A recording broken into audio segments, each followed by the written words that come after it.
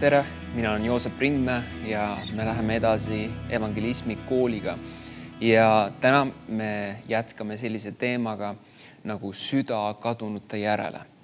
Ja nagu me oleme rääkinud ka, et me ei kuuluta evangeeliumi lihtsalt mingisuguse vastumeelse kohustusena, vaid see peaks tulema meie südamest, see peaks tulema sellest kohast, kus me oleme mõistnud, kui suur, kui vägev on Jumala armastus meie vastu. Ja sellepärast me tahame seda jagada välja ka teistele, jagada seda Jumala armastust.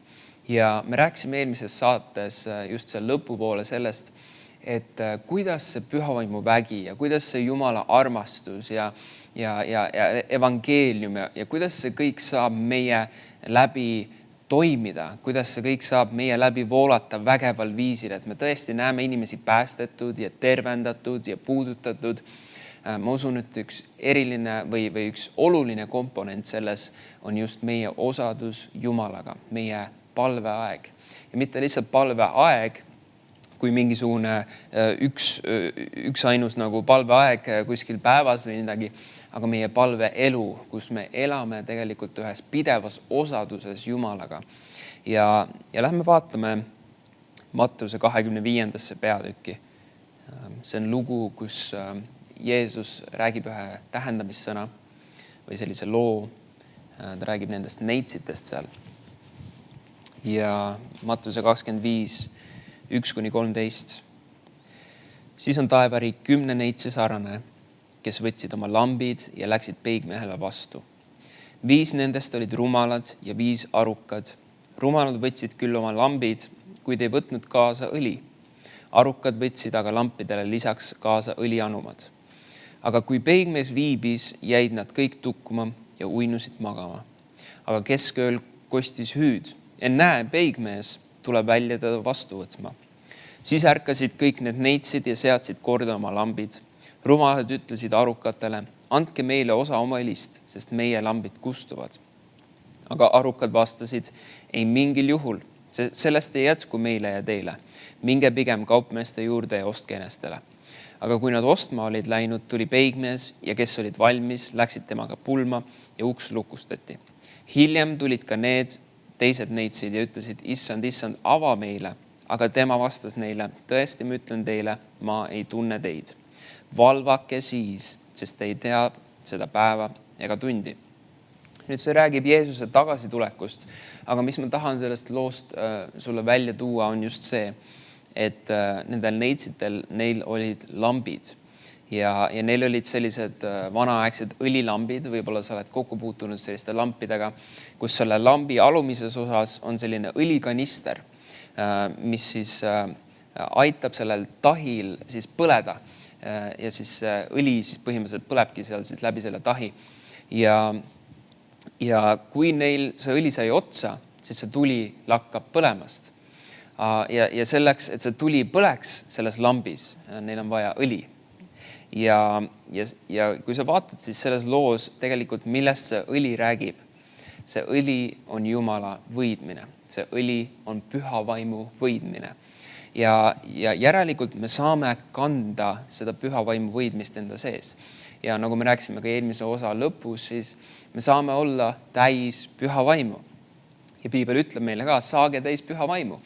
Ja ta ei mõtle lihtsalt seda ühekordset püha vaimuga täitumist, kui me räägime püha vaimuga ristimisest, aga ta räägib seal tegelikult ühest korduvast täidetud saamisest püha vaimuga, kus me saame pidevalt Jumalat täis läbi tema osaduse, läbi osaduse Jumalaga, kus me veedame aega Jumalaga, me ülistame teda, me oleme palves, me ootame teda ja selles kohas, selles osaduses Jumalaga me saame täidetud Jumala endaga. Ja kui me räägime täna sellest, et meil oleks süda kadunute järele, siis me oleme rääkinud sellest, et me ei saa armastada inimesi perfektselt oma armastusega. Me vajame Jumala armastust. Ja Jumala armastus on meie sisse välja valatud. Aga selleks, et see Jumala armastus, mis on meie sees, saaks üles õhutatud, et see nagu aktiviseeruks meie sees, siis see tuleb läbi selle, kui me veedame aega Jumala endaga. Võib-olla sa oled ka märganud endas, kuidas, kui sa veedad mingite kindlate inimestega aega, ja võib-olla eriti need inimesed, kellega sa kõige rohkem aega veedad, siis ajapikku need inimesed hakkavad sind mõjutama. Ja see ei pea alati olema isegi halvas mõttes, aga see võib ka vabalt olla väga heas mõttes. Nad hakkavad sind mõjutama. Ja samamoodi on tegelikult Jumalaga. See on nagu see ütlus, et need, kellega sa koos oled või need, kelle sõber sa oled, siis selliseks sa muutud. Ja Jumalaga on täpselt samamoodi. Kui me veedame aega Jumalaga, kui me oleme temaga koos, siis me muutume tema sarnaseks. Nii et veedame Jumalaga aega, oleme temaga osaduses. Ja see on see koht, kus me püüame kinni Jumala südame.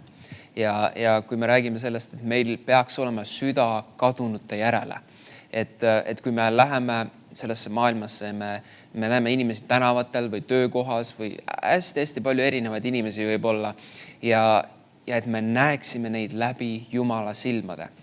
Ja kui me veedame Jumalaga aega, siis see Jumala armastus saab meis üles õhutatud.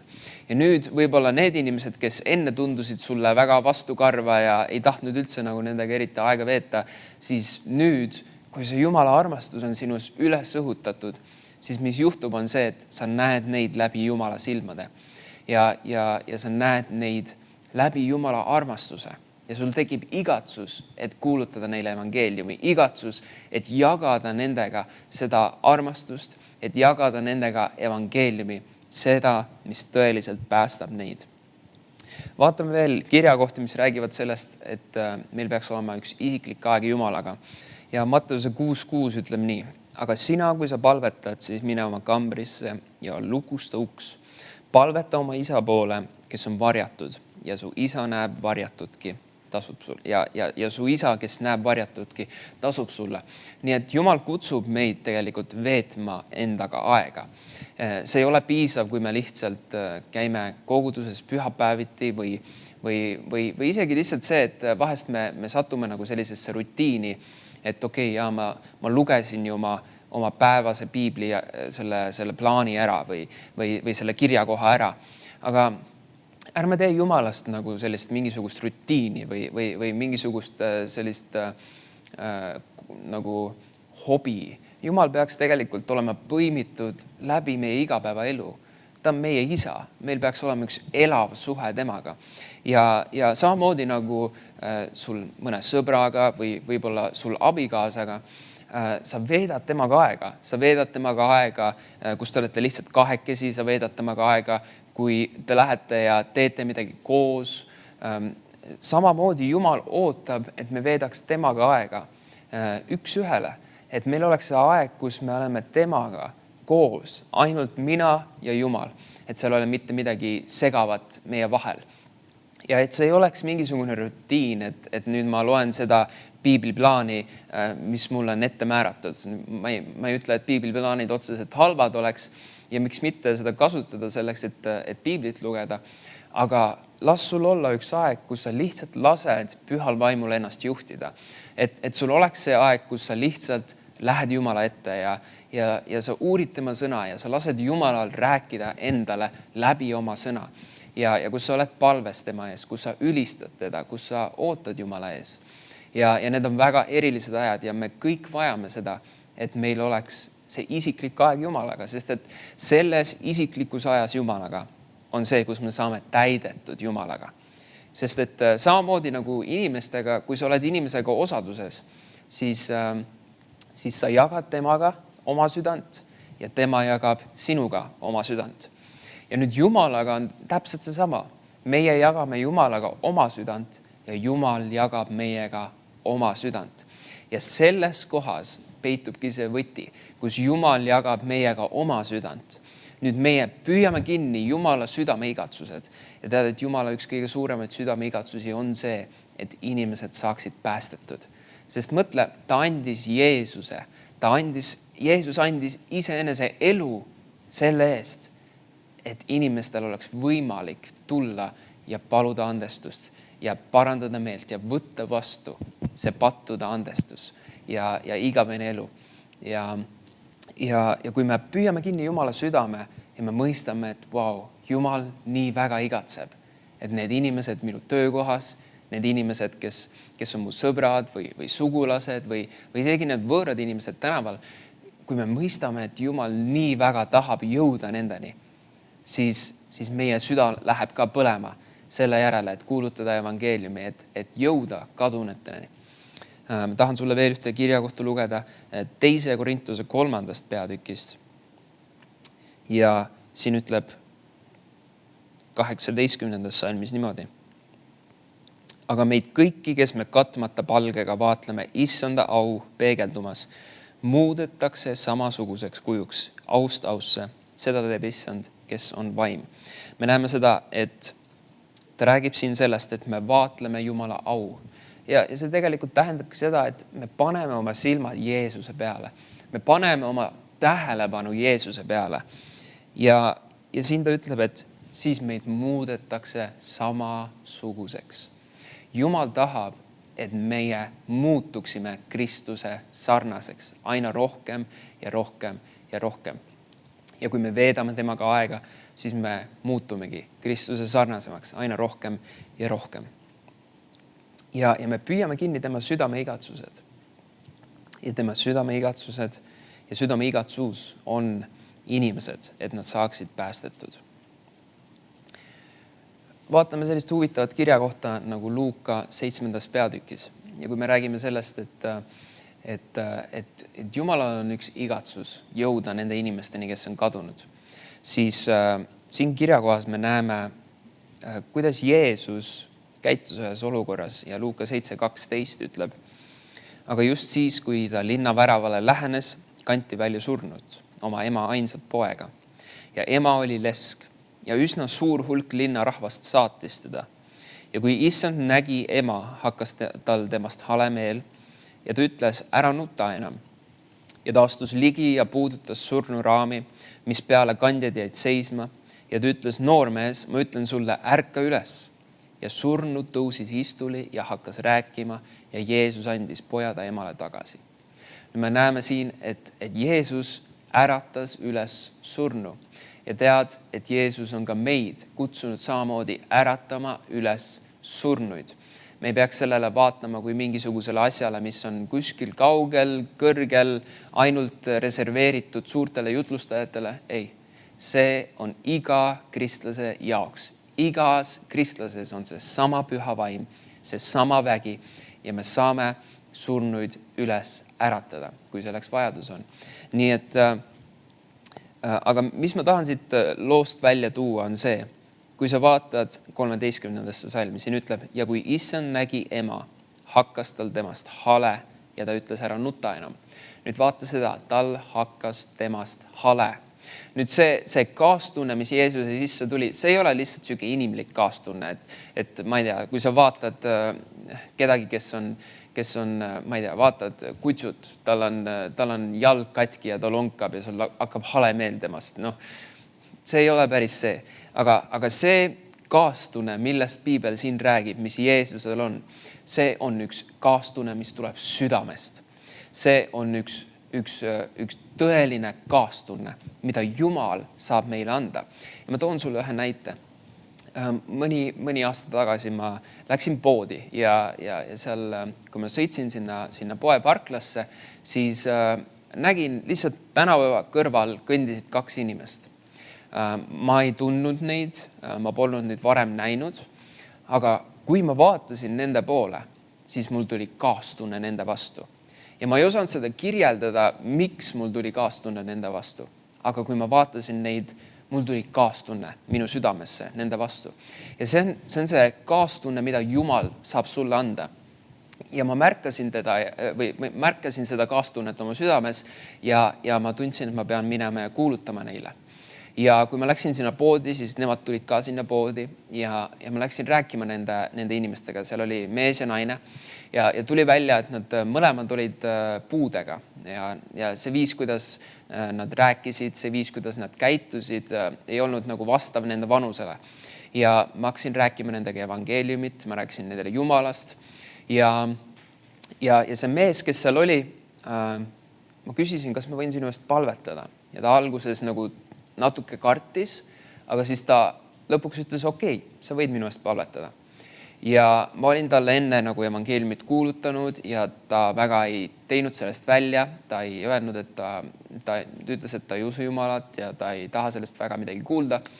Aga kui ma palvetasin tema eest, siis minu seest tulid sõnad välja. Ma vaatasin talle otse silma ja minu seest tulid sõnad välja. Ma ütlesin talle silma sisse, Jeesuse nimel, kuri vaim, ma käisin sul lahkuda temast, ole vaba. Ja ma ise ka ehmatasin selle peale, et ma seal keset prismat vaatan ühele tundmatule inimesele silma ja ma käisin temast kurjad vaimud lahkuda.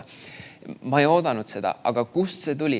See tuli minu seest. See tuli püha vaimu inspiratsioonil. Ja see tuli minu vaimust. Ja see ei tulnud minu mõistusest, see tuli minu seest. Ja kui me allume pühale vaimule, siis vahest püha vaim võibki teha väga ootamatuid asju. Aga kui ma selle palve lõpetasin, kui ma käskisin sellel kurja vaimul lahkuda ja see mees, ma nägin, tema näos oli midagi muutunud, tema silmis oli midagi täiesti muutunud. Ja ma küsisin talt uuesti, kas sa tahaksid Jeesust oma südamesse vastu võtta? Ja see mees ütles mulle, jah, ma tahan. Ja see mees võttis seal samas Jeesuse oma südamesse vastu. Nüüd midagi muutus tema sees. Kust see kõik algas? See algas sellest, et ma kogesin seda kaastunnet oma südames. Ma kogesin seda jumalikku kaastunnet ja kui sa tunned seda kaastunnet oma südames, kui sa oled oma töökohas või võib-olla sa käid koolis, võib-olla sa lähed lihtsalt kuhugi jalutama, sa näed inimesi tänavatel ja sa koged seda jumalikku kaastunnet, seda jumalikku tõmmet kellegi poole, siis allu sellele, mine selle järgi ja tee, mida püha vaim ütleb sulle, et teha. Ja sa ei pea üle mõtlema. Need asjad tulevad loomulikult sinu seest välja. Lihtsalt kuuluta neile evangeeliumi, armasta neid Jumala armastusega ja Jumal saab midagi vägevat tegema. Me näeme siin kirjakohas seda, et kui Jeesusel tekkis see kaastunne, siis vaimuonnid hakkasid liikuma. Inimesed ärkasid surnust üles. Ja ma usun, et imed ja tunnustähed, kui me tahame neid rohkem näha, siis üks võti selleks on see, kui me allume sellele jumalikule kaastundele, kui me märkame seda oma südames ja siis me läheme selle järgi. Nii et ma julgustan sind, püüa kinni see kaastunne ja esiti, kus me püüame selle kaastunne kinni, ongi meie isiklik aeg Jumalaga, kus me püüame kinni Jumala südame, sest et Jumalal on üks väga-väga suur igatsus, et jõuda nende inimesteni, kes ei tunne teda. Ja kui me püüame selle igatsuse kinni, siis Jumal saab meid kasutada. Vaatame Roomlaste 9. peatükki ja 1. salmi. Ja Paulus räägib siin ja ütleb, ma räägin tõtt Kristuses, ma ei valeta, minu kaastunnistaja on mu südametunnistus pühas vaimus. Et mul on suur kurbus ja südamel lakkamatu valu, sest ma sooviksin pigem ise olla neetud ja Kristusest lahutatud oma vendade heaks, kes on mu veresugulased. Nüüd sa võib-olla loed seda mõtet, appikene Paulus, mida sa räägid? Et sa sooviksid ise olla neetud ja Kristusest lahutatud oma vendade heaks, kes on mu veresugulased. Miks Paulus ütleb niimoodi? Nüüd Paulus ilmselgelt, ta ei taha olla Kristusest lahutatud. Ta ei tahaks olla neetud, aga ta väljendab seda igatsust, mis on tema südames selle suunas, et inimesed saaksid päästetud. Et ta kutsub neid veresugulasteks, ta räägib tegelikult juutidest, et need juudid saaksid päästetud, et nad tuleksid Kristuse juurde, et nad näeksid Kristust, et nad tunneksid ta ära, et nad võtaksid ta vastu oma südamesse. Meil peaks samasugune igatsus olema meie südametes, et näha inimesi päästetud, kes ei tunne Jeesust, kes ei ole kuulnud Jeesusest, kes on võib-olla ära pöördunud usust, et nad tuleksid Jeesuse juurde, et nad pöörduksid ära oma patust, et nad võtaksid Jeesuse vastu oma südamesse. Kui Paulusel oli selline igatsus, siis meil peaks samuti olema selline igatsus. Vaatame veel Galaatia 4. peatükki. Ja Paulus räägib siin ja ütleb, mu lapsed, kelle pärast ma olen jälle lapse vaevas, kuni Kristus teie sees saab kuju. Nüüd, mida tähendab, et Paulus on lapse vaevas? Huvitav. See räägib palvest. Ja kui sa vaatad läbi Vana Testamendi. Piibel kasutab sellist väljendit nagu lapse vaevas või sünnitama, aga see ei räägi alati füüsilisest sünnitamisest, aga see räägib ühest vaimsest sünnitamisest. Ja me teame, et kui inimene tuleb Jeesuse juurde, siis ta sünnib uuesti. Kas pole mitte huvitav? Ja Paulus ütleb siin, et mu lapsed. Ta räägib kogudusest, mida ta algatas ja inimesed said seal päästetud, tulid Kristuse juurde ja ta kutsub neid oma lasteks. Huvitav küll, miks? Järgmine fraas ütleb, kelle pärast ma olen jälle lapse vaevas. Kui ta on nende pärast jälle lapse vaevas, siis järelikult ta oli ka enne nende pärast lapse vaevas. Nüüd, millest see kõik räägib? Kuhu ma tahan sellega jõuda? See näitab seda, et Paulus palvetas need inimesed esile. Ta palvetas nende inimeste eest, kes olid seal Galaatia koguduses, et nad saaksid päästetud. Ta justkui vaimulikult sünnitas need inimesed Jumala kuningriiki. Ja sellepärast ta kutsub neid oma lasteks. Sellepärast ta ütleb, kelle pärast ma olen jälle lapse vaevas. Kui me vaatame Rooma 8. peatükki 26. salmi, siin ütleb, et samuti tuleb ka vaim appi meie nõtrusele. Me ju ei tea, kuidas palvetada, nõnda nagu peab, kuid vaim ise palub meie eest sõnatute ägamistega. Ja seal on üks vägev palve. Seal on üks vägev palve, kui sa vaatad Vanas Testamendis näiteks, kuidas Eelia palvetas, ta palvetas. Ja sa näed, et seal on see sama sümbol tegelikult, kus ta pani oma pea oma põlvede vahele.